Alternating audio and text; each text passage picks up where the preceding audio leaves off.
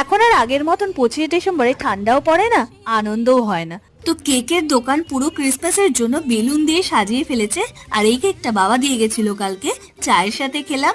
আর সকালবেলায় ছিল ডালিয়া, একটু ওপর থেকে ঘি ছড়িয়ে নিয়েছিলাম, পাঁপড় ছিল সাথে। আর ঠাকুরকে আজকে সুন্দর করে পরিষ্কার করে শীতের জামা কাপড় পরিয়ে দিয়েছিলাম। আজকে এনেছিল চিকেন, সাথে ছিল ফ্রাইড রাইস। তো দুপুরের খাবারটা তো জমে গেছে। ভাইজিদের নিমন্ত্রণ করেছিলাম, মাম্মাম আর ওরা দুজনে মিলে খেয়ে নিয়েছে। এখন আমি রোদে বসে খাচ্ছি। আর এখন মাম্মামকে পরিয়ে নিচ্ছি, একটু পরেও ঘুমিয়ে পড়বে। 1 ঘন্টা মতন ঘুমিয়ে উঠে পড়েছে। এখন ওর বাবা খেলো কেক, যেটা বাবা এনেছিল, আরটা দিয়ে গেছিল ছোটদা। তো এটা নিয়ে একটু ফটোশুট চলছিল। তারপরে গেছিলাম বাড়িতে, পাশের বাড়িতে ছাদের উপর দারুণ পিকনিক চলছে। আর এটা কার বাড়ি? কার বাড়ি এটা?